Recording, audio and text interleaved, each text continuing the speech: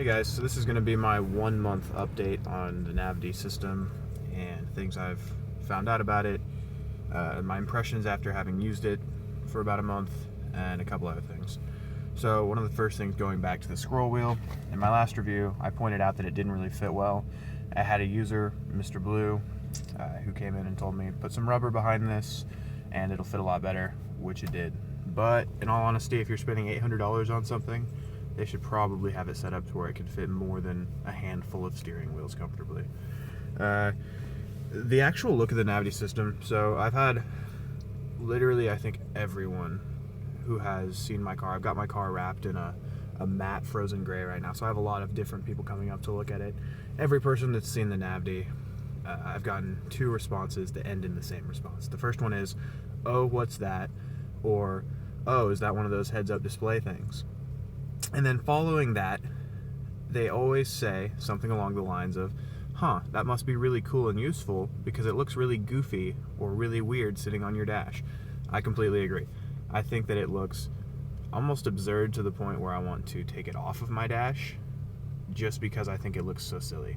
Like this, I don't think this is the future of heads-up displays, or as they're trying to sell themselves, augmented reality.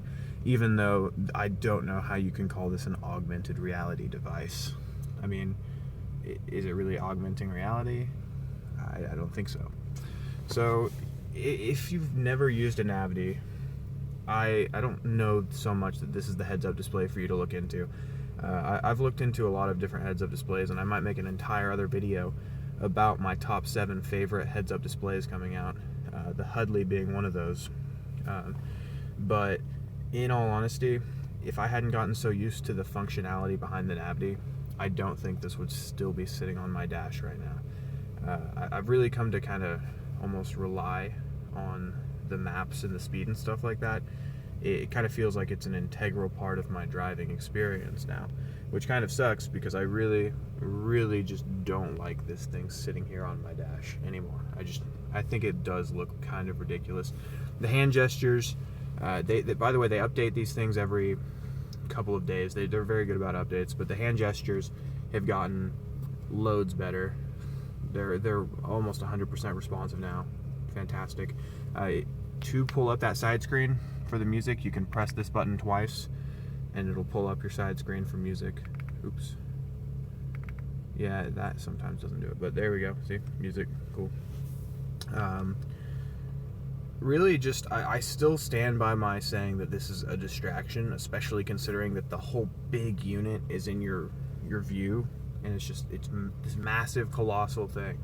And I don't think it projects the image out far enough, as well as it projecting onto this screen. I mean, my question is, why couldn't you just have this unit that has the little Pico projector shooting off the mirror, and then why couldn't it just go onto the windshield from there? Why did it have to go onto this screen? Why couldn't they sell some sort of a film that's, very invisible, something like that, to put on the windshield to just allow that projection to hit that? Because without the screen right here, it almost wouldn't be as bad having this thing sitting here, but as it is, it just takes up so much space on your dash.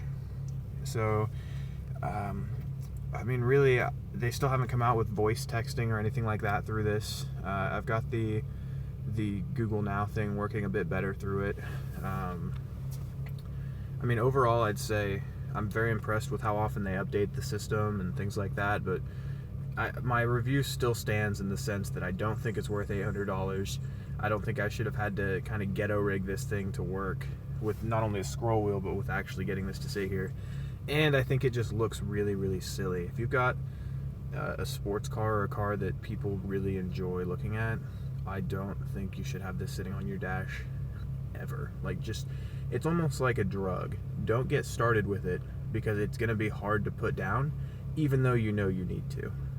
I think that's really my whole review at this point, is that my final thoughts are, no, I wouldn't buy it for $800. I don't think this style heads-up display is the future of heads-up displays in the aftermarket.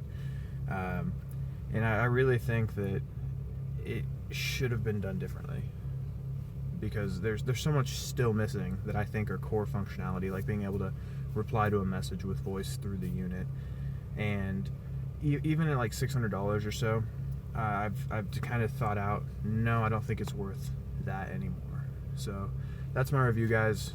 Comment below if you guys have any questions for me or anything like that. I know it's not so much an update on the full review, so you can go watch the full review if you guys want to see all the features and specs and stuff. My opinion really hasn't changed about much. It's just kind of gotten stronger, or I've realized things here and there thanks to other users. So yeah, you guys have a great day.